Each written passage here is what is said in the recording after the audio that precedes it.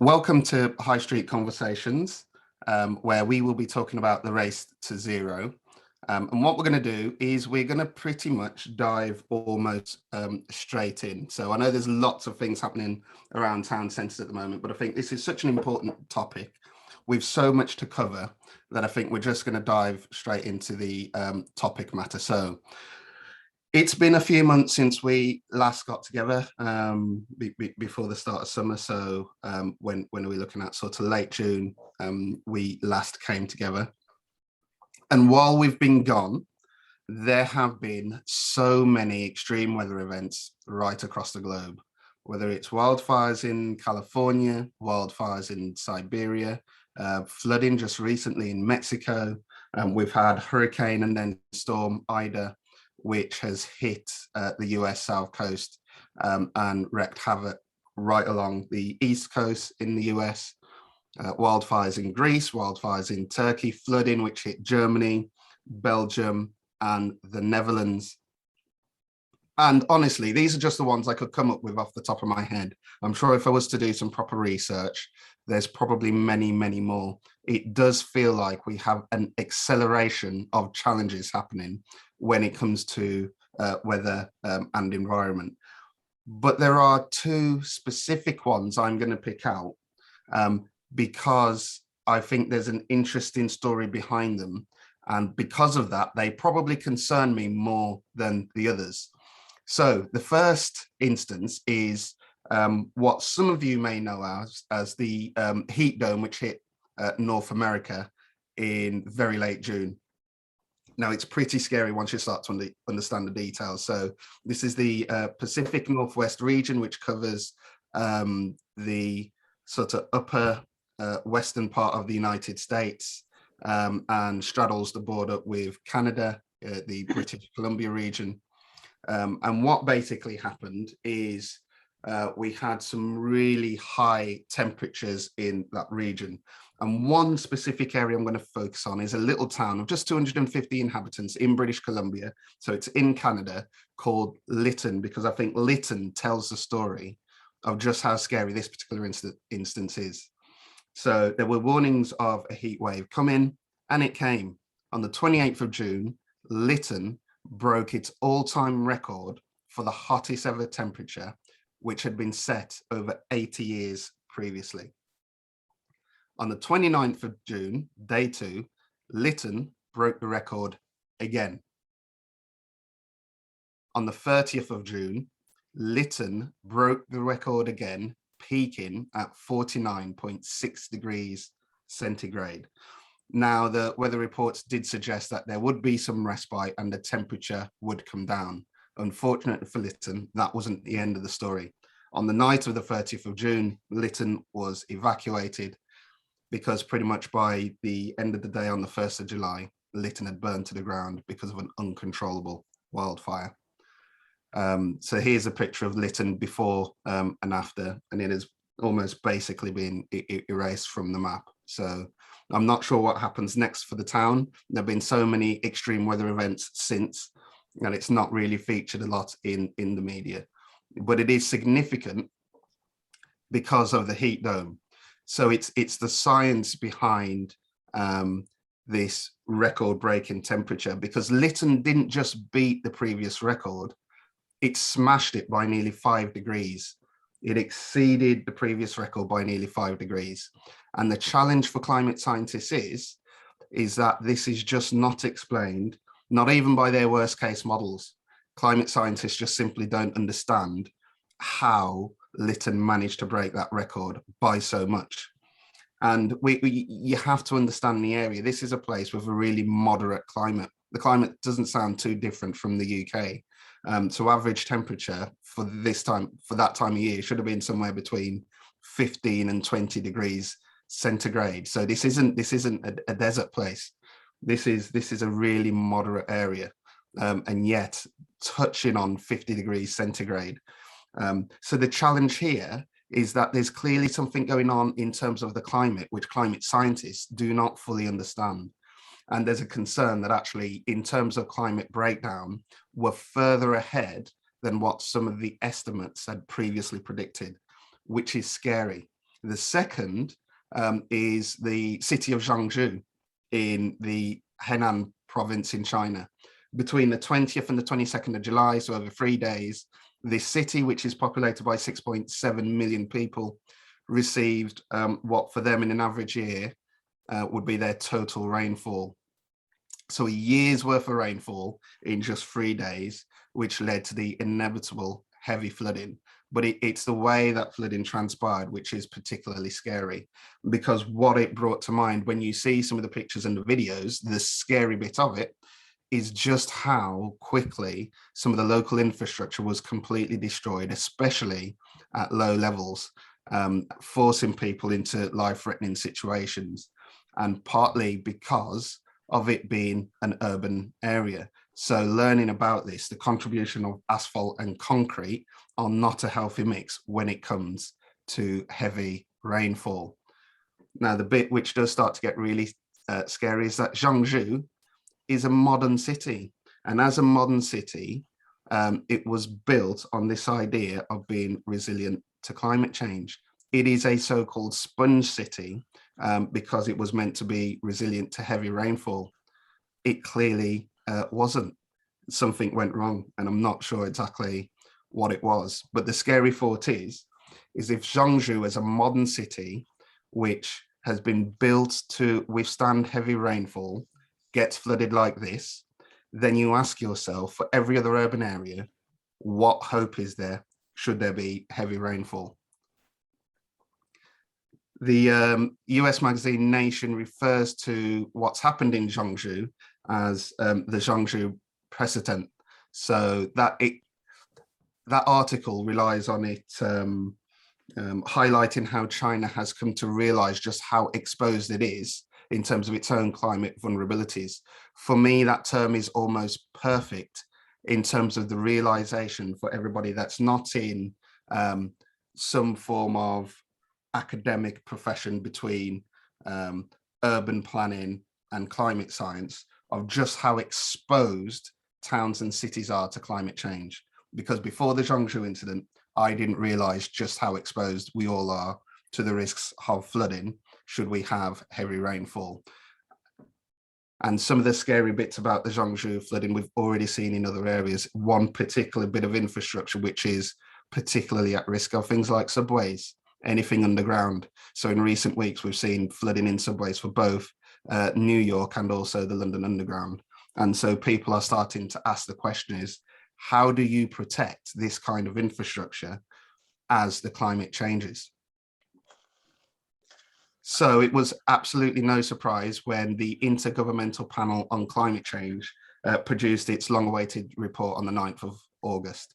And that report states that we are probably closer to that tipping point than was previously anticipated, and that we could potentially breach the degree rise of 1.5 degrees pre-industrial levels as early as 2030 if change isn't immediate. And also to conclude that they say it's now pretty much unequivocal that climate change is human-induced. So this is a direct quote from that report. It is unequivocal that human influence has warmed the atmosphere, ocean, and land. Widespread and rapid changes in the atmosphere, ocean, and cryosphere, and the biosphere have occurred. So it leaves absolutely no doubt into the perilous situation we're in. And what it helpfully does as well, it just highlights some of the bad guys. So clearly this is caused by largely greenhouse gases, which work to trap heat in the atmosphere. And of those greenhouse gases, there are 3 primary ones to be aware of. Carbon dioxide, which is probably the one people understand and hear about the most, but also methane and nitrous oxide as well. So they make up the 3 core problematic greenhouse gases which we are churning out. Now, concentrations of each of these 3 gases are increasing. So based on their estimates, concentrations of methane and nitrous oxide were higher in 2019 than at any time in the past 800,000 years. And concentrations of carbon dioxide were higher in 2019 than at any time in the past 2 million years. So that underlines the level of change we are seeing. And those gases going up into the atmosphere, they trap heat in and they warm the planet. So global surface temperatures were 1.09 degrees centigrade higher during the last decade than they were during the 50-year period between 1850 and 1900. So we are seeing a planet now which is warmer than the immediate pre-industrial era. And this is all contributing to a changing world. So things to expect: more rain, because more heat means more water evaporates into the atmosphere, and it means when it rains, we get more of it. And what they say is, looking at the estimates, it's likely that the average rainfall over land has increased since the 1950s, but that increase, that level of increase has actually been accelerating since the 1980s. So the problem is clearly getting worse. Also, more heat means melting polar ice caps. And what that means is global mean sea level, the global mean sea level has increased by 0.2 meters between 1901 and 2018. And while that doesn't sound a lot, it's important to note, when you read between the lines of what the IPCC is saying, is that acceleration, there has been an acceleration in that rise between 1971 and 2006, and a further acceleration from 2006 onwards. So this problem is not getting gradually worse, it's getting worse a lot quickly. And things like this matter, and they have a practical impact on our towns and cities. So there is already a lot of concern about a lot of Welsh towns and cities that sit on the coast, not least the village of Fairbourne, which, reading an article yesterday, it's said to be the first place in the world which will be, quote unquote, decommissioned by 2054 due to climate change, because there is no way of seeing how the village can survive long term with rising sea levels. And there will be a number of coastal communities that will find major challenges because of those rising sea levels. Despite all this, it's not a hopeless situation. And in fact, our industry will have a major influence on what future emissions will look like. So this is within our hands. And what the IPCC report says is that there's still time to avert the worst of the climate crisis, but we do have to act immediately. And the reason why I say it's within our hands is because so much of greenhouse gas emissions comes from the built environment. So for the UK, for example, we know that the total carbon footprint of the built environment is around 40%, which is absolutely massive. And I have no doubt that Ireland is going to be pretty much the same ballpark figure. So basically, if we want to be successful in dealing with climate change, much of that change is going to have to happen in our towns and cities. And so that's why the place management industry is going to have a massive role to play in what happens next. So what action do we need to take here and now? Well, today's High Street Conversations will take an initial look at things we can start putting in place to stop the situation getting worse. This is what's called mitigation. This is looking at how we reduce our contribution to climate change to help stem the flow of extreme weather events. And what we need to do clearly is to take our businesses and communities on a journey with us to make the transition to net zero emissions. Now, I'm aware there's probably lots here which I haven't gone into lots of detail about, I haven't explained in full, but I promise over the coming weeks and months, we'll do as much as we can to give you all the information you need so you understand all the terms if you don't understand them already. Things like net zero, the various targets we will have to work with, the difference between mitigation and adaptation. We'll go through that all soon. But for now, it's understanding just what we can do to make sure we get on a path to reducing our emissions. And what we need to do clearly is to leverage that big old event happening in Glasgow in November, which is COP26, which is what we're working to. So COP26 will no doubt give lots of publicity and attention to this really key issue. And it allows us to get the race to zero on top of the agenda for a lot of our stakeholders. And it's helped us in terms of just reaching out to the right people that can support us in giving you the right information. So without further ado, I'm going to introduce our first speaker, who can give us information on campaigns we can join as we get nearer to COP26. So Sam Lux of the Department for Business, Energy and Industrial Strategy.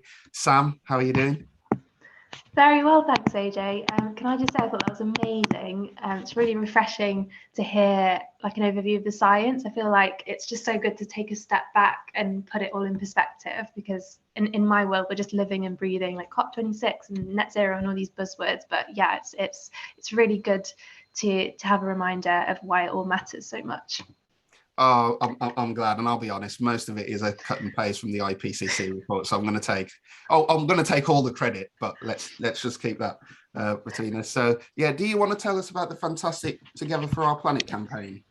Yes, certainly. I will do my best to share my screen. Maybe I've got the right slides up. Can you see that okay? Yeah, that's fab. Great. So hi, everyone. As AJ mentioned, I'm Sam from BAYES. So I work in the Net Zero Public Engagement team. But at the moment, I'm sort of unofficially seconded to Andrew Griffith MP's private office, working full-time on our Business Climate Leaders campaign in the lead up to COP26. So I won't cover this slide because AJ's done such a fantastic job of talking us through why climate change is so important and why we need to do something about it. But just to say, net zero is about reducing our emissions so that we're not releasing any more than we're taking back from the atmosphere. And in 2019, the UK government became the first major economy in the world to commit to net zero by 2050. And this campaign that I'm going to talk to you about today is very much in support of that. So COP26, as AJ mentioned, it's the major climate conference run every year by the United Nations. It's going to be hosted in Glasgow this year, and it's the largest summit that we've ever hosted, with over 30,000 delegates expected. So it is such a major deal, and a really key part of it is going to be the Race to Zero campaign, which you might have already heard of. But just to recap, this is the largest alliance of organisations of all types all over the world committed to net zero by 2050. And because we are hosting COP this year, we have our own domestic campaign called Together for Our Planet. And that has a public engagement arm with loads of activity, but also a business engagement side, which is what we're going to be focusing on today. And all the business engagement around COP is spearheaded by Andrew Griffith MP, who is the UK's net zero business champion. Just for a bit of context, he has a big business campaign, so he's trying to get as many of the FTSE 100 companies to sign up to Race to Zero as he can by COP. And I think we're approaching 50 now, which is really impressive considering the collective revenue of those companies. But today I'm going to be talking about another campaign that he's running called the Business Climate Leaders campaign, which is all about mass mobilisation of the small business community in the UK, who do actually account for, as you may know, over 99% of the business community. So they're extremely important, and we know that they can't be overlooked. They have to be supported if we're actually going to reach our national target. So this is what the picture looks like at the moment. We've had 1,600 plus small businesses commit to net zero by 2050 via the SME Climate Commitment, which is the portal into Race to Zero, as I'll come on to in a second. And the next best country is the US on 56. So when we look at this international picture, we are doing extremely well.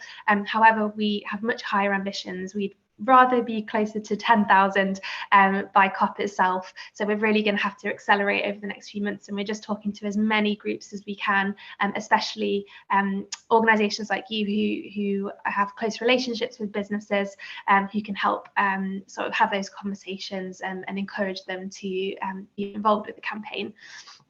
So just to say, we really want to be a world leader as we go into COP. We want to show that we're taking this seriously. So regardless of how the next few months go, I think we have done a good job. So a very important question is, why should a business join the Race to Zero? And apart from all of this kind of motivation around climate change itself, about being part of the solution, which of course does motivate a lot of businesses. We have research that shows the vast majority of businesses in the UK do know and care about climate, which is really encouraging. But we also really want to focus on the business benefits of making the commitment and starting to reduce emissions. So once businesses sign up, they have access to a communications toolkit, which allows them to share that they're part of the UN campaign, and that demonstrates to their customers that they're taking this really seriously, and they have that kind of official stamp of approval, if you like. And that will hopefully give them a competitive advantage, and attract new customers who are increasingly looking for sustainable products and services. And of course, there are lots of financial incentives, including saving money and other grants available, especially at the local level. And then on the other side of things, there's also the whole kind of area of changing regulations, which are going to be increasingly favouring net zero businesses. So another incentive to join is kind of being ahead of the curve and making sure that businesses are prepared ahead of those coming in over the coming decades. Just to reiterate that this is partly about celebrating what businesses are already doing. And we know a lot of businesses already are doing great work in this space. And so they can see this as kind of gaining recognition from a UN-backed initiative. But also just to stress that this isn't it doesn't negate any other work that businesses are doing. It doesn't have to be mutually exclusive at all. We see this as kind of the umbrella campaign, the kind of global campaign that ties everything else together. We know that there are lots and lots of other pledges and initiatives out there, and it can be really confusing. But this can certainly work alongside those as opposed to replacing it. Another thing to mention is that when a business signs up, they can choose to be net zero, to commit to be net zero by 2030, 2040 or 2050. So that might help them align with other commitments that they've made elsewhere. Another potential motivator is representing your region. I have to update that figure, it's more than that now, but this is what the breakdown, I don't know what the geographical spread of this group is, but you might be able to see your area and see kind of how well relatively it's doing. So just to say that this actually takes into account how many businesses there are in each area in the first place. So if we looked at this graph based on sign-ups alone, London would actually be quite far ahead. I think they're on about a quarter of all sign-ups. But because there are obviously so many businesses in London, when we take that into account, actually Scotland, interestingly, is leading the way, closely followed by the Southwest. We want to make sure that we have a presence in all corners of the country. We are working with local growth hubs at the moment to do kind of train the trainer sessions, which I'll come on to in a second. And yeah, we just want to make sure there's a fairly even spread, and that we're reaching all areas equally where possible. So that's kind of a summary of why businesses would join. This is how to join. So as I mentioned, Race to Zero is for organisations of all types, and each one has their own specific route in via a kind of standalone initiative. For small businesses, the initiative is the SME Climate Commitment, which is on an international website called the SME Climate Hub, which you may have come across before. So for this Together for Our Planet Business Climate Leaders campaign, what we've done is create a UK landing page within that wider SME Climate Hub, because we wanted to keep it as simple as possible and not be sending businesses to different websites. So this page here, you can have a look, businessclimatehub.org/UK. It will direct businesses towards that international commitment, but it also has a lot of resources and features that are tailored for a UK audience, with kind of UK policy in mind, and feeding, and sorry, kind of UK organisations sort of specialise in different industries have fed into that as well. But yeah, the main purpose of the campaign, as I've mentioned, is trying to encourage businesses to make that commitment, and so that the page is frequently directing them to this international page here. So what the SME Climate Commitment is, the same for businesses all over the world, is achieving net zero by 2050 at the latest, halving emissions by 2030, and then disclosing a yearly progress report. This is what the sign-up form looks like. So any business or organisation under 50 under 500 employees is eligible to do this, and it's really, really simple and easy to join. This is what the form looks like on the right. It's actually undergoing changes at the moment, so it's going to become even more simple and streamlined. We just ask for the very basic information, and then businesses can then go and add further information at their own convenience to build up a business profile. A question we're frequently asked is then what? Like, what happens after a business has signed up? It seems like quite a daunting thing for a lot of businesses, and we just want to reassure you that there's so much support available after signing up. It's certainly not the end point for us. Race to Zero is what it sounds like. It's like the starting line. So firstly, businesses will have access to resources to measure and reduce their emissions. I'll say a bit more about that in a second. They'll also receive a monthly newsletter with updates and opportunities from us in Bays. So we provide kind of the upcoming and latest events, any recordings that they might want to catch up on, competitions. We do have a competition launching today, which I can talk about at the end. Kind of the chance to feed into policy and consultations as well. And again, we're seeing this as a long-term project. So we want to build up this big database of businesses who we can then easily update with the latest news, and in return, hopefully get their input so that we can shape policy accordingly. There's also always the chance for their stories to feature on our channels and events. We have loads and loads of events coming up over the next few months, and we're always looking for small business speakers to come and talk about what they've done. And then we also have a website and comms channels as well. So there are lots of exciting opportunities there. Obviously, the main point of this is for businesses to then start taking steps to reduce their emissions. And again, we really want to hear about that and support businesses all the way through. And then finally, as mentioned, they will be expected to submit a short annual progress report. And I know that can sound also a little bit scary, like what does that actually mean? Again, to reassure you that there will be a standard reporting framework. This is being developed by the International SME Climate Hub, who are a close partner of ours. And yeah, by the end of the year, we should have a really intuitive way that businesses can report. So once they signed up, they'll have access to this kind of dashboard, if you like. So as I mentioned, they'll be building up their own business profile. They'll have access to educational resources, sort of a library that builds and builds over the months and the years, all free. So tailored reporting as well. So that's the reporting framework that I mentioned, and I've been assured that what they're trying to do is strike the balance between asking for detailed data, or the data that's detailed enough for it to be useful and meaningful, but certainly not too onerous or confusing for businesses. And it should also, once businesses have provided a certain amount of data, give tailored feedback about what businesses should be prioritising based on their emissions profile as well. And they'll also have access to a free carbon calculator tool, which would normally come with a charge, and that will feed into the reporting as well. So this has just finished a consultation, so it hasn't been finalised, so I can't definitively say this is exactly what it looks like, but this is kind of a rough overview, and we can certainly keep you posted if that's of interest. Another question we get asked a lot is what government support is available at the moment. So then, oh, sorry, did someone have a question?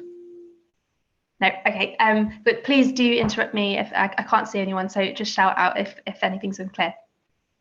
So yes, government support at the national level, we currently have 3 schemes which are open for small businesses. So Cycle to Work scheme, the Workplace Charging scheme, and the Plug-in Charging Grant scheme. Of course, there is lots going on at the local level as well. So we encourage businesses to talk to their growth hubs about that. But just to emphasise that, reiterate, as I've already said, we want this to be the start of a really strong two-way dialogue between businesses. So we want to understand the challenges so that we can create well thought out policy that will actually meet the needs of businesses going forward. We know that there are gaps at the moment, and we want to make sure that we cover those in a way that will actually help businesses to take tangible steps going forward, bearing in mind that it's a very difficult financial time for businesses at the moment, of course. So besides the commitment, which is the main goal of the campaign, there's also lots of other things available for businesses on the hub. So firstly, we have practical steps that businesses can take to start reducing their emissions. This is kind of a generic list here. Each is a drop-down box with information about the how and the why. This came from sort of feedback from businesses or sort of research showing that businesses generally do know and understand and care about climate, and they want to take action, but they don't necessarily know what to do about it. So what we did is present this kind of menu of options, which has a really big range from kind of small, sort of very no or low cost measures, which with a very quick payback, right up to the larger investments, kind of changing heating systems and installing renewables, things like that, bearing in mind that businesses are very diverse and they're starting at different places. We did then get feedback suggesting this was useful to some extent, but businesses actually wanted more sector specific information. So we responded with this kind of sector drop-down box, and we work with key sectors, so agriculture, manufacturing, retail and tech, and we've got construction and hospitality on the way as well. And so for each of these, we've worked with key trade associations like Make UK, Retail Sector Council, Tech UK, to lift like the headline actions from the advice that they're already putting out onto this website in hopefully a way that's useful and not confusing, but with a good amount of detail. So we're always looking for feedback on that as well. And I suppose this group is most focused on retail, so hopefully you feel like that is generally covered for the types of businesses you work with. But again, if not, we'd really love to hear what you think and how we can make it better. This whole hub is definitely a work in progress. We're kind of working iteratively, so adding more and more as and when we can. So that's an example. That's some tech advice there.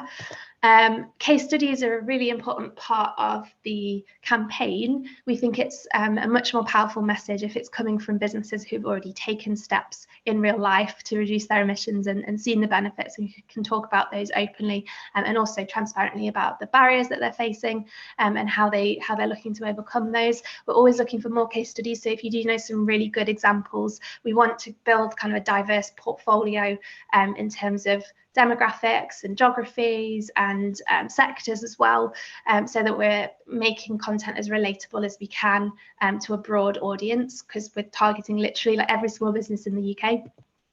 On the international part of the website, there is also a tools and resources page. This is a really extensive collection of resources to help businesses with the transition to net zero.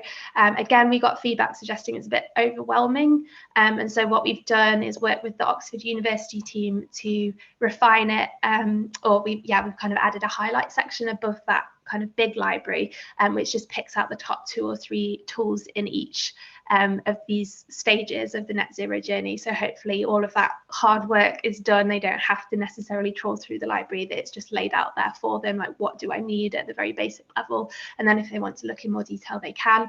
Actually, we've just come from another meeting with that team, and they've done a really exciting update which we'll be able to share soon, which is like a much more intuitive filtering system as well.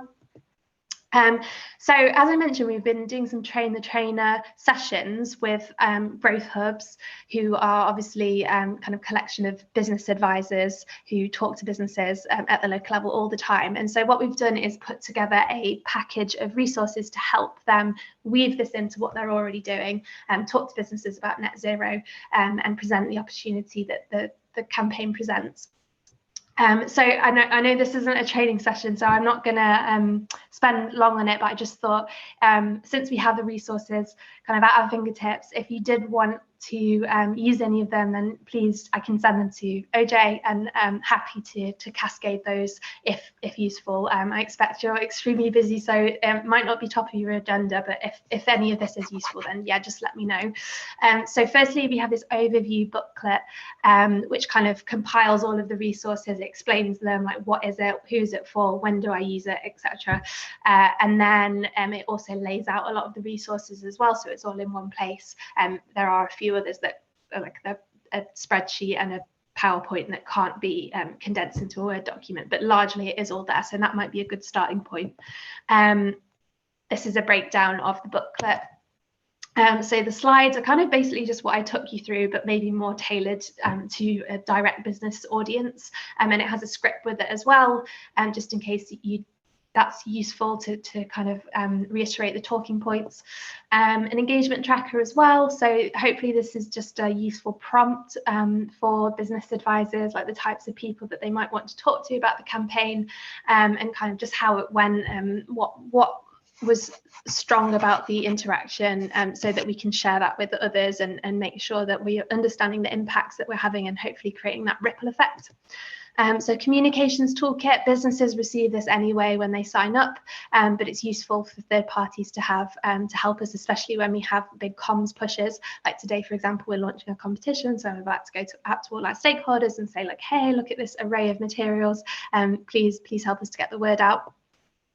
Top reasons to join the Race to Zero, which I've already mentioned, but it's just kind of having it in a Word document form, so it might be helpful when having those one-to-ones with businesses. A net zero glossary, kind of breaking down all of those key terms, because it can be a little bit confusing. There's a lot of jargon in this area. FAQs, this is a very rapidly growing list because we're doing engagement sessions all the time and people have more and more fantastic questions that we're adding to the pack. So hopefully if businesses do have these burning questions, then we have a quick answer for them. Practical steps, which I've just taken you through, and the sector specific steps too. Case studies, we have 11 business case studies, which are hopefully really diverse and just useful talking points. Again, hoping that they're nice and diverse. And yeah, I'll just finish on this slide. Sorry, I know I've probably talked for longer than my allotted time.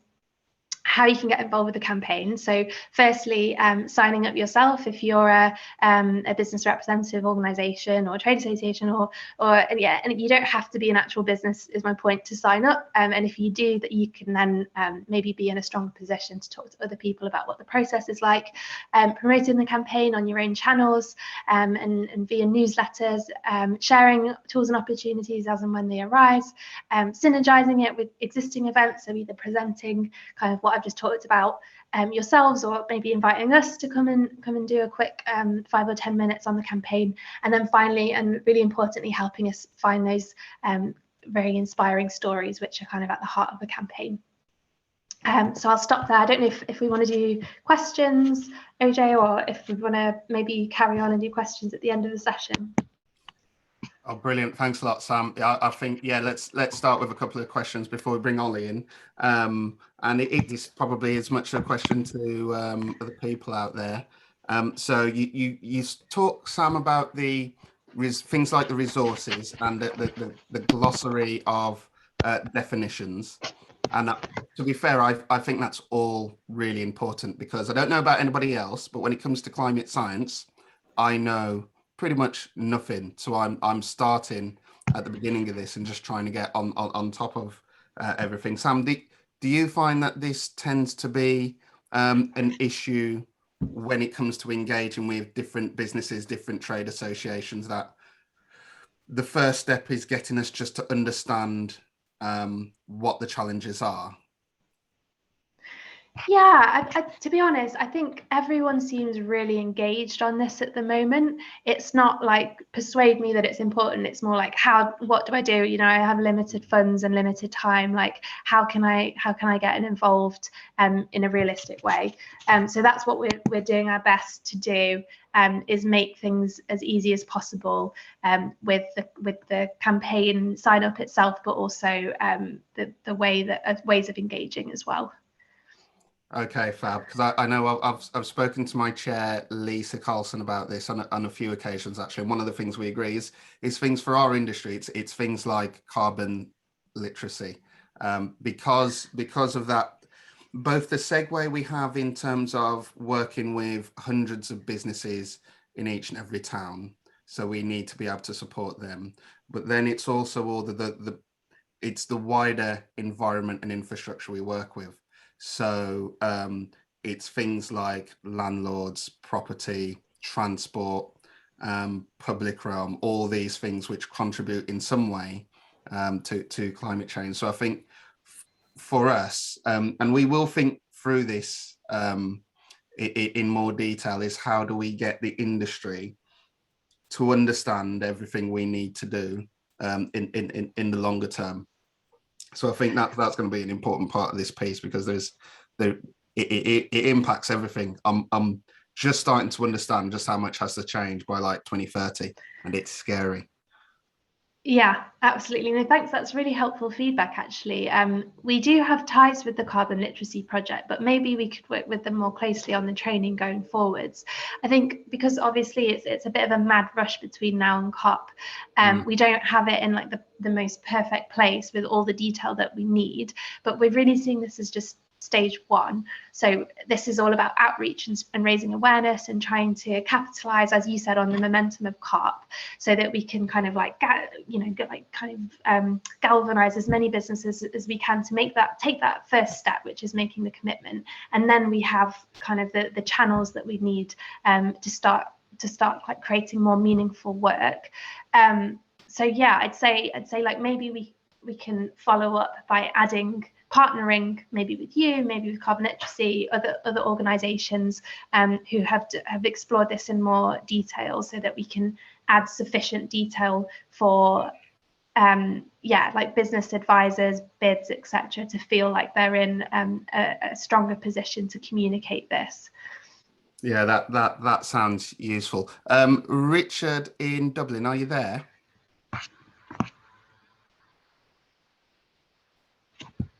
I am. Fab. Hi, Right. Richard. Yeah, right. Question for you. So I think what Sam's presented is brilliant. Yeah. Some of it is UK specific. Some of it is international. Now, one of the things I think is that actually the UK government has done a lot of work so far on promoting Race to Zero because of hosting COP26. And so a question for you is, do you feel like you're getting the same kind of material support information from the Irish government? Is there something we might need to support with in Ireland? Yeah, no, look, I think you're clearly further ahead. I mean, the graph there, 1,608 UK companies and 18 in Ireland. Even allowing for the difference in populations, we're clearly well behind. Now we do have a SEAI, Sustainable Energy Association here, and they are tasked with basically assisting us all to move towards being carbon neutral and understanding climate change. And they do have a business wing. Now I think they could be more proactive. And I think that's one where, you know, we're very conscious ourselves. Now, before COVID, we were going to set up a climate change subcommittee to actually start educating our members and doing promoting things that would be useful in Dublin City, but COVID got in the way of that. But I think we need to do more, OJ, being absolutely frank about it. Like you're talking about, you know, just flooding or whatever. Like in 2019 in August, we had a rainfall event. We had 17 millimeters of rain fell in 15 minutes in Dublin City. And what happened was the rain basically plowed into the drainage system, overloaded it very quickly, as you can imagine, went into the sewerage system, and then we had very unpleasant things happening in the River Liffey and into the Irish Sea. So that wasn't great, but the same thing happened exactly 2 weeks later. So there were two events that the system had never experienced in the 150 years. The drainage system was put into Dublin in the 1850s. So in the 170 years of its existence, it had never experienced anything like this, and then it happened twice in 2 weeks. So, you know, it was that was the real eye-opening moment for me. And we had flooding, obviously, and basements were flooded in the city centre, and we had all sorts of terrible things happening like that. But it is, look, these events are going to be very common. So, you know, we have to pull up our socks here. Yeah, that's useful to realise. And I think I'll also, we'll speak about this in the future as well, but some of the things you explain when you have an extreme weather event followed by an extreme weather event. So I believe that's one of the problems they had in New York with Storm Ida, is they'd only had a storm a week before which delivered record rainfall, and then all of a sudden Storm Ida turns up, and it's that accumulation from the two extreme weather events that's led to massive flooding. And so these things aren't in isolation. There's something called compound weather events where you get multiple things all happening at the same time, which make things particularly difficult. So no, that's all understood, and we'll definitely come back to that. And I think Sam, one more question. Oh, Sam, you wanted to come back in? Yeah, and just to say that I think the SME Climate Hub are seeing the UK as a pilot, because we're hosting COP. We're sort of testing the waters when it comes to a small business engagement campaign of this scale. And then I think the idea after COP is that they want to roll the same sort of model out in different parts of the world. So I think they're launching in Spain pretty soon. And we've also had conversations with the US. I'm running like a US-UK working group, and they're hoping to pitch something similar to the Biden administration. And we've also sort of incidentally had a similar conversation with India as well, who are really excited about it. So I think I wouldn't feel like you're behind. It's just that this is completely new, and it just so happens that we're the test bed, if you like. So we can definitely, if of interest, have a conversation, maybe introduce you to the SME Climate Hub, perhaps after COP, to talk about sharing best practice if that's useful to you or your colleagues. Yeah, look, we'd be really keen on doing that, and then working with the town centre network that we have. I really appreciate it. Thanks. Yeah, that sounds great. Thanks a lot, Sam, for that offer. And also, Sam, just one more question. Do the resources you have, are they okay to be used by businesses who have a dispersed workforce, such as still working from home? Yeah, absolutely. We've had a conversation. A question recently about just that. Like, does the new reporting framework and the tools available, are they tailored to working from home? And we're going to follow up with the SME Climate Hub about that. But in any case, it's designed for all businesses, including sole traders who might be working from home anyway. So yes, in short, absolutely. Real, thanks a lot, Sam. Right, so next up, one of the things we do need to explore, which is really critical in terms of this race to zero. When we say the built environment is responsible for about 40% of climate emissions, the majority of that is due to energy. So energy is clearly an important part of this mix. And so anything we can do to transform energy use in our towns and our cities quickly, I think is going to be absolutely vital. So it's quite lucky that through our contacts in London, we've been introduced to Oliver Wayman, who's actually working on a scheme which could be fantastic at supporting a quick transition. So on that note, Ollie, can I bring you in to introduce yourself and give us information on the Clean Power initiative? You certainly can. Thanks a lot, OJ, and thank you, Sam, for two excellent presentations there. I'm going to just give a go at sharing my tab. Actually, let's just see if that works. Can you see the presentation now? Is that? Yeah, I can see it. That's okay, brilliant. Great. And then let me just put that in full screen. Good stuff. Okay, so yes, thanks, OJ. We created a campaign called Clean Power, but I'm actually just going to run through how we got here first, because it's quite an interesting journey. It's probably relevant for a lot of the people who are on this call. So I'm going to start with a video.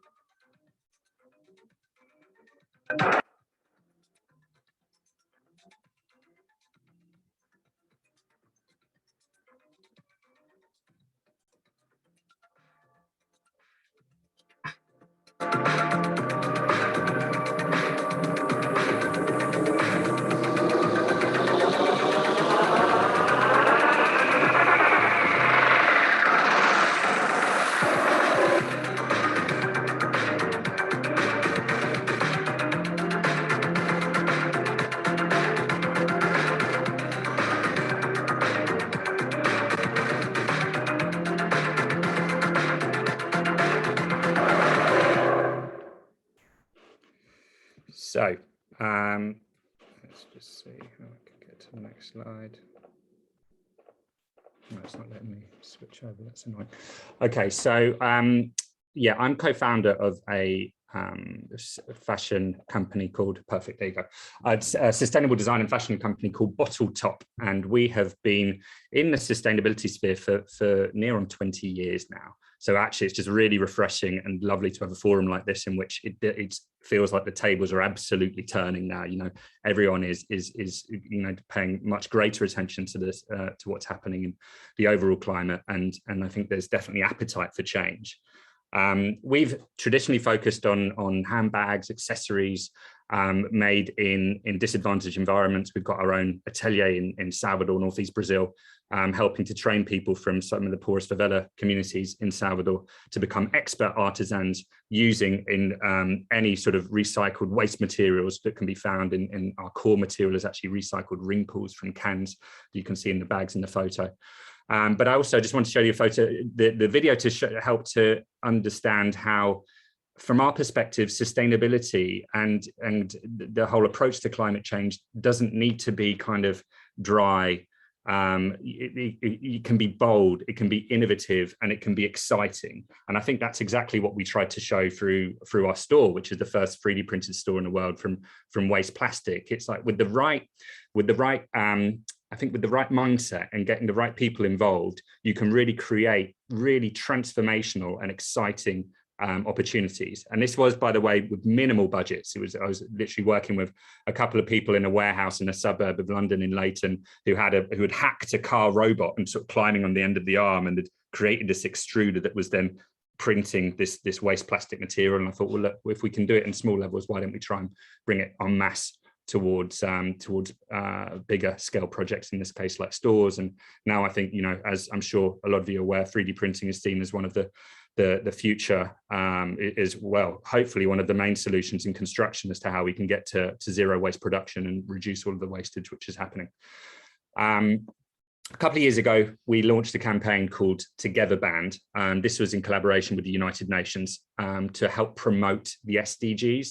So we felt that there were certain conversations happening within governments, within corporations, where everyone knew what the SDGs were and it wasn't a problem and it was fine. But there was very little traction when you spoke to the average person on the street. And we actually approached Amina Mohammed, the Secretary General of the UN, and said, look, why don't you use us as a conduit to create a mass awareness campaign around what the goals are and what we can do to achieve them? You know, we've got a target of 2030, but try to break down what is effectively quite complex messaging into ways that can raise awareness to the mass public. And so this Together Band campaign, the core material is a bracelet made from ocean plastic and a clasp from recycled guns which have been confiscated from illegal gangs, all color coded in the goals in the colors of the global goals, and we've been kind of launching the goals every couple of months with a series of fantastic ambassadors, and a few of which you can see on this page. Unfortunately, there is no Eric Cantona as of yet, but we've got a certain gentleman in the top left that you might recognize. So there you go. But yeah, we did the campaign, the Together Band campaign has been a great success. From a reach standpoint, we've reached, I think, over 8 billion impressions and really helped to engage people around the core issues, you know, and we found, you know, big name ambassadors and also a whole series of influencers who can just talk about the goal, what it means to them, wearing their bracelet and helping to convey the message. So we started to approach, or my interest in this really started to home in on goal 7, which is affordable and clean energy. Now, I'm not going to go into this subject matter too much because actually OJ covered it brilliantly. And I'm probably going to need to borrow some of his slides for future presentations because it was really, really effectively done. But we all know there's a problem. We all know there's a big problem and we need to act now very, very quickly. So around goal 7, the interesting thing around energy is that according to the International Energy Association, 3/4 of the world's greenhouse gas emissions are caused by the energy sector. It's a huge issue, but if we can start to make strides in this area, then we can really help ourselves get to, or try to prevent, the 1.5 degree temperature rise, which OJ alluded to earlier as well. So our job again was, how can we bring mass awareness around this issue? How can we get electricity on a UK basis to start with, but again, we'll be rolling this out on a global basis eventually. But how can we get our electricity sector to be powered by renewables? So the OECD, again, the International Energy Agency recommends that we should be getting to fully renewable electricity resources by 2035. So that's for OECD, so developed countries, if you like. And that's what we really want to be pushing towards. I think America has recently made this commitment, and I think we want to make sure that the acceleration and investment in renewables continues. But we also want to give people pragmatic solutions, individuals, not just big corporates, but smaller businesses, individuals. How can they help? I think theory or my feeling at the moment, in all honesty, is that there's so much information out there, and some of it is so damning. It's really, really quite scary when you're looking at the bigger problem. And my fear is that some people might just get so overwhelmed by it, but they're going to think, well, it's too far gone. We've lost it. There's no point in us doing this. We've lost the opportunity. We should have acted, years ago. Yes, we should have, but there is still hope. And I still have absolute belief in humanity, and that with our backs against the wall, we can create and transform, problems which had deemed to be impossible, only in years prior to this. So we decided to create a mass awareness art campaign. This isn't just art for art's sake. This is art to inspire action, and it's so important that in doing this campaign, it wasn't just going to be, a conceptual kind of art piece where people can look at it and then we'll need to look into more detail around what it means and what the symbolism behind it is. No, we want it to be as direct, as bright, as colourful, and hard hitting, if you like, as possible. And that's where, for me, there was only one graphic artist in the UK who can really match all of those elements, and that's Morag Myerscough. She's a lot of you may be familiar with her. She's done lots of works in city centres across the UK. She's been commissioned for the Design Museum at South Bank, but she's all about positivity as well. Bright, bold, inspiring graphics with messages that can, I think, help to drive change. And she's thankfully been an absolute legend, has bought into the campaign and is helping in all sorts of ways, coming up with designs for different materials, which I'll go into later. But she's really the linchpin, if you like, of this front-facing campaign. The other thing I needed to get it right at the beginning was, of course, a key partner to really bring on board, and that was, I thought, well, let's start with where we've got our store, which is on Regent Street, and the landlord's there at the Crown Estate. And the interesting thing about the Crown Estate is they've not only got huge swathes of land across the UK, but they also have seabed rights across England and Wales, and they lease those seabed rights to offshore wind companies. So a big part of their business is renewable energy. So I said, look, why don't we just join the dots? Let's do a mass flag campaign across Regent Street with these flags made from recycled ocean plastic, pushing people towards renewable energy solutions. And with a bit of arm twisting, eventually we got there, and they've now become named partners in the campaign, and are helping to promote and push it across all their regional sites. And we'll be kicking this off initially in Glasgow for the COP, in the run-up to the COP, with the partnership with Scottish Canals. But on Earth Hour in March of next year, we'll be running the whole length of Regent Street with this inspiring art campaign, which is Time for Clean Power, and helping to push people, inspire people around this messaging, but also with a pragmatic solution. So we actually worked out that even with just 5,000 households switching to a clean energy provider, we could actually prevent the equivalent of 5,000 tons of CO2 from entering the atmosphere, and that's the equivalent of carbon capture of 250,000 fully grown trees. So we get to 20,000 households switching. That's 1 million trees. You can imagine the amount of time that would take to plant. So what we're doing with this is pointing people to a microsite. Very simple, cleanpower.eco. What can you do there? Switch straight away to a renewable energy supplier. vetted, which has been working with one of our partners, Big Clean Switch. These are vetted suppliers, but also helping to find the best deal possible, because we all know that energy obviously is an important part of people's household spending as well, and we need to make it as affordable, but still making sure that the changes that are being made through switching are the right kind of changes. So we're making positive actions.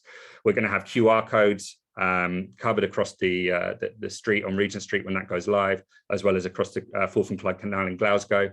And yeah, this dedicated microsite will enable people to, houses and businesses, to switch. We're going to have pragmatic, easy solutions as other ways that you can, find ways of being able to reduce your carbon footprint, and help to build a bit of gamification into the site as well, so we can see the impact that we've had so far in the campaign in terms of the overall people, households and businesses that have switched, and the overall impact that's having on the UK energy mix. So as I mentioned, we are kicking off in Glasgow on the Forth and Clyde Canal. There's a rendering on the left-hand side next month. And really, I'm here to ask you and to help support us in just rolling out this campaign. I think we're at a position that we've realized that we can, graphics and art and big scale mass art movements can be extremely powerful in helping to engage and inspire people.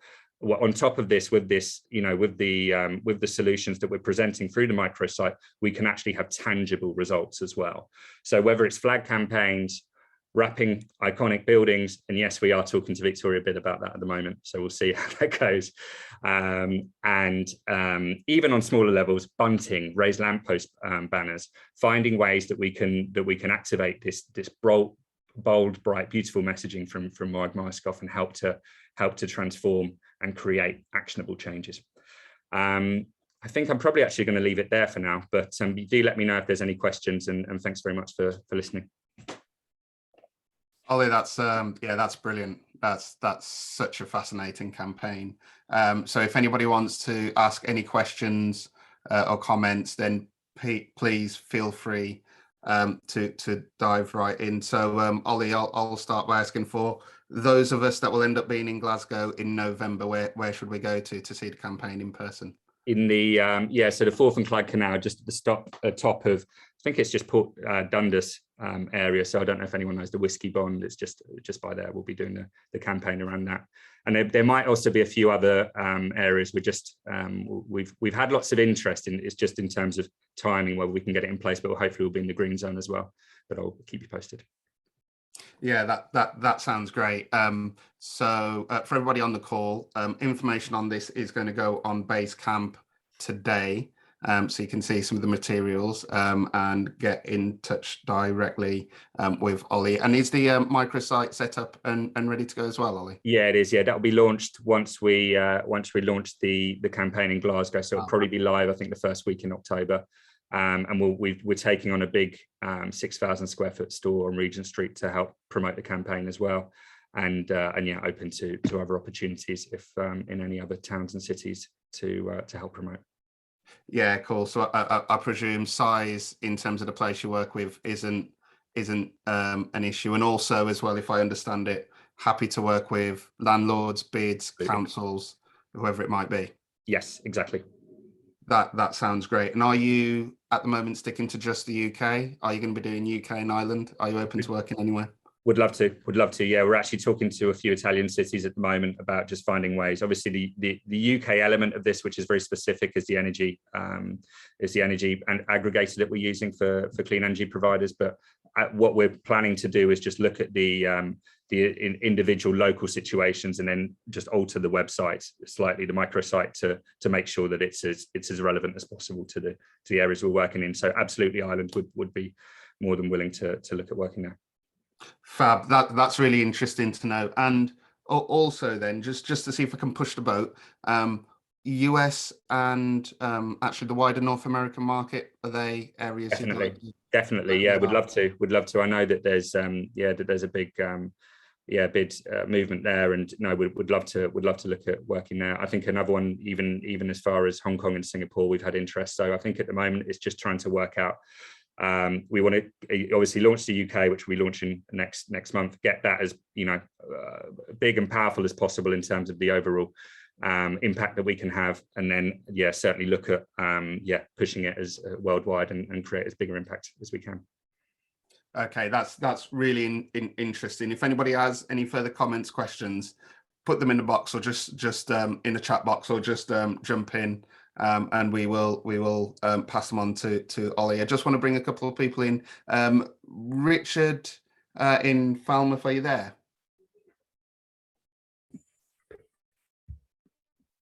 Hi, OJ. Yeah, I am. Hi, mate. Sorry to No, you're fine. pick on you. This is always the bit people like the most when I start picking on them. So in terms of the whole debate so far, especially the issue around coastal communities, are there concerns in Cornwall at the moment? Yeah, there are. You raised some really good points, and thanks for both speakers there, OJ. There's really informative stuff. I mean, a couple of points. I'll just pick on one of the points I raised on the I put it in the chat bar, pick it up on Lisa's point around, well, firstly, as I see it, there are some practical concerns around what we do to accelerate policy change on planning.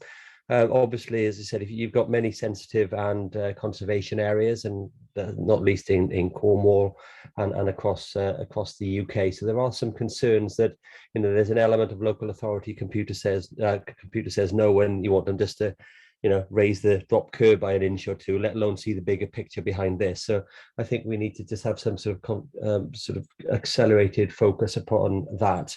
The other point, which I think in terms of getting and engaging with sign-ups, and Sam's brilliant presentation, I agree with everything she was saying, is around some of those practical considerations to engagement. I think there's still a daunting challenge around sort of some of the financial hurdles that many small businesses, I think, perceivably face. I think any sane person is wholly behind all the campaigns, but 2050 seems a long way away for a number of small businesses who probably don't know whether they're going to survive until the end of the month, and they've got half their staff on furlough and all the other COVID practicalities and concerns. So I'm just wondering how we can collectively really work together with Sam and the team to push that over the line and really get those numbers even more up. I think there's some work there. You know, if you speak to a small business, yes, there are vouchers in place. I'm well aware of those, but there's still some practical concerns that if, as a small business, you wish to arguably purchase an electric vehicle for your company, you may not choose to, because there'll still be some financial hurdles and forms to fill out and so on and so forth. So you end up opting for the smelly old diesel option, which looks more favorable on your bottom line. So there are some practical operational concerns, I think, that a lot of businesses feel they face. Now, whether that's just merely more of a comms issue that collectively we need to work upon to get the message across that actually it isn't as daunting as you think to buy the electric van or put the panels on the roof. I think there are some operational and practical work that can be done. So yeah, so the two things: one is around that policy change on planning, and two, anything around that sort of messaging that we can collectively do to really push that message that it is much easier than a lot of small businesses probably still perceive, as much as they wish to sign up or be part of the process. First of all, I've got the here and now survival mode in place, and secondly, we just need to educate perhaps that it isn't as challenging for them to sign up or as expensive as they may perceive it to be. Yeah, I think they're two really important points. I think the point on planning, I can't underline just how important that is. So two big things which mean the built environment contributes to 40% of all greenhouse gas emissions. Firstly, it's energy, and then the second big one is transport. And what transport looks like changes massively depending on what usage you put where, because then that impacts what people are traveling for. The next bit of that, of course, is adaptation. So where an area is threatened by climate change, it's being able to make those physical changes that make that particular area resilient to it. So planning has a big part to play in terms of our long-term both mitigation and adaptation measures. So 100%. And then on the bit about the attention span of businesses, I think we've already been through this in terms of Brexit, because we've known Brexit was coming, we've known there'd be changes, we knew that businesses would need to get on top of it. And when the moment came, could we get that engagement from businesses? It was really difficult because it coincided with COVID and everything was just on day-to-day survival. I've got staff on furlough. I've still got bills to pay. I've got no money coming into the till. And that just took up the bandwidth for a lot of businesses. And I'd imagine right now it's still exactly the same situation. We've still got issues such as staff shortages, stock shortages, and I bet there's a lot of businesses just dealing with the day-to-day. So I think that's fair. It's fair comments, all of them. That's something we'll have to work with. But no, I appreciate that. So Jay, can I just jump in on that? Yeah, go for it. I think that is a fair point, and it's I put something in the comments earlier. I think that's why extending the kind of train the trainer, so everything Sam went through to all of us and as many people as possible is so important, because it's just human nature. People respond when they're invited by someone they know. Or will engage when they're, you know, a business they admire or their neighbor is also doing it. So there's a bit of that, I think, going on. But then you and I have also had conversations about making this real. So we have to meet a business need. And that's why all of the you know, the net zero grants and things that are out there to help businesses, we need to be really familiar with and work out what's going to meet a particular business need and look at those really good case studies. You know, there are some things that are out there that may not be as helpful for everyone, but if we can find the ones that are helpful and start to talk about those, you know, then there'll be a knock-on effect. And down the line, you know, my other comment that Richard was talking about isn't just about the planning landscape. That's absolutely part of it, but also just the practicalities of retrofitting in heritage buildings. How do you do it?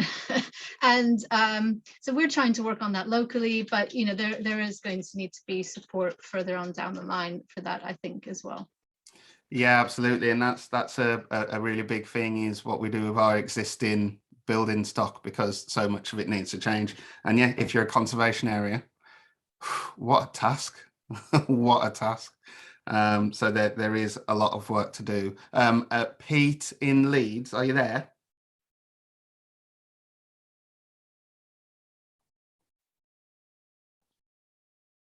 Pete, are you there? Oh, I don't know if, I'm not sure if Pete's listening in. Pete, I might come back to you if I can.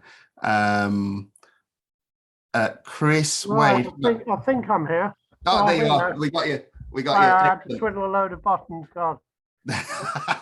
Well, what I wanted to ask you is, I know in your work in terms of the neighbourhoods and district centres of Leeds, I know that Leeds is has got ambitious targets for net zero. So I wanted to ask if those targets have yet influenced the way you work, what you have on your plate on a day-to-day basis at the moment. There's big things happening by and large on net zero at the minute. The transport net with the whole road networks being changed, so we make much more use of buses and cycle routes, and virtually any road you drive around in Leeds, or even better walk around in Leeds, is having alterations made to it. So it's going to have a lot of changes. There's lots of changes ongoing with that. Every tree now has a value of £65,000. So if anyone's wanting to do any building work and it involves knocking down trees, then they have to make that allowance, or more importantly, plant sufficient numbers of trees on the back of it.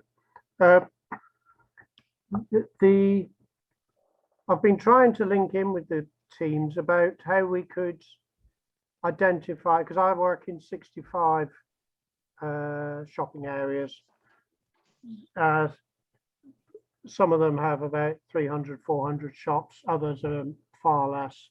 But I'm trying to identify some areas which could take the lead in this, and really, you know, in ones where they link well with the businesses and they can really enthuse them to start using it as a template for other areas. And that's something I'll very much keep working on there. That's all interesting. And I think at some point, I think we will use Leeds as a bit of a case study. So for those that don't know, Leeds do have some really ambitious targets around moving to net zero, along with Glasgow as well itself. So I think it provides a really interesting case study, which I want to come back to in the future. And then, yeah, finally, Chris Way, can I bring you in? Because I know you made a comment earlier about work with the British Parking Association around change in travel patterns and car usage. Do you want to just explain a little bit more?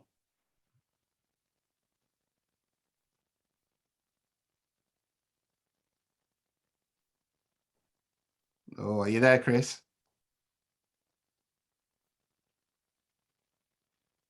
Or we might not have Chris.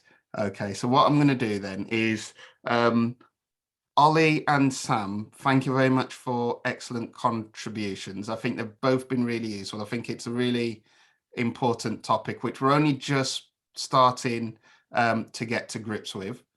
So thank you very much for that. And I'll be getting further details out about what you presented on our Basecamp network later today. So just to finish off, everybody, just a quick roundup and other stuff happening in the world of high streets, town centres, city centres, and things which do relate to our industry. Unfortunately, this issue has not gone away. We've still got a pandemic, and this pandemic is persistent, and it seems like the vaccination strategy has got us so far. But the Delta variant is particularly stubborn. So we're suffering things like breakthrough infections, which is when someone has been fully vaccinated yet still gets infected. Unfortunately, Delta is partially vaccine resistant. We've got a small proportion of the public who are resistant to vaccinations, which is a drain on the NHS. Schools are back. There is existing health pressures on the health service, going back from the backlog from during lockdown. Delta is particularly aggressive in terms of its impact. There's also news of emerging variants as well. So we have new variants of interest, which we will need to keep an eye on. And so just to underline, COVID remains a problem for us all. And the discussion has started about new lockdowns. Now, both the UK government and the Welsh government have moved to say there is absolutely no lockdown planned for the October half term. But we will have to wait and see, because the problems we're experiencing now with a health service that is at breaking point are probably going to be magnified during the winter. So all we can do is just wait and see what happens. One thing that we do know is going to be happening is that for both England and Scotland, we look set to move forward with COVID passports. So those will be largely for indoor venues and large events, mainly impacting the evening and nighttime economy. Now, the rules between England and Scotland will be slightly different in terms of the types of places it will impact. So we will be taking a more detailed look at that. The Welsh government has said it's not yet keen on the idea of COVID passports, so it looks like they're backing away from it. The Northern Ireland executive is yet to make up its mind. The Irish government has already outlined the use of a digital COVID certificate for things like indoor dining. So the Irish government has already committed to a form of certification for people to access specific venues. We will discuss all this and more this time next week in the Purple Flag Forum, where we will discuss supporting the nighttime economy's recovery and look at the issue of COVID passports and look at some of the latest data on what nighttime businesses are experiencing. So that will be Thursday at 10 a.m. Next week. Something else which is going to change as well is contactless payment limits. The cap in the UK of £45 will be going up to £100. And so what that means is we will have to coordinate some work with Visa to make sure small businesses across the UK have up-to-date point of sale materials. So watch out for that. I believe that change has already a similar change has already taken place in Ireland earlier this year. And also alongside that, there will have to be new security measures introduced as well, which for the UK is taking place on the 15th of September. So these new security measures just add an additional layer of security around customer authentication when using contactless payment. So we've put information onto Basecamp. That is for the UK only. That change has already been introduced in Ireland. It got introduced at the very end of last year. So we'll make sure you have the information on that as well for small businesses, so they know what they need to do. I don't believe it's particularly difficult once you get past the jargon. So that information will be made available. And finally, just to say that we are continuing our project with the Home Office on violence and vulnerability to continue to root out issues related to county lines and the drugs market in certain towns and cities. So we've got confirmation that will continue to go ahead. So that is everything. I hope you've all enjoyed the meeting today. Once again, thanks to our speakers, and I hope to see you all again next week for the Purple Flag Forum. You do not need to be a Purple Flag accredited destination to be involved. If you've got an evening and nighttime economy you want to support, then just jump in. So I can't wait to see you all there, and I'll speak to you all soon. Thanks, guys.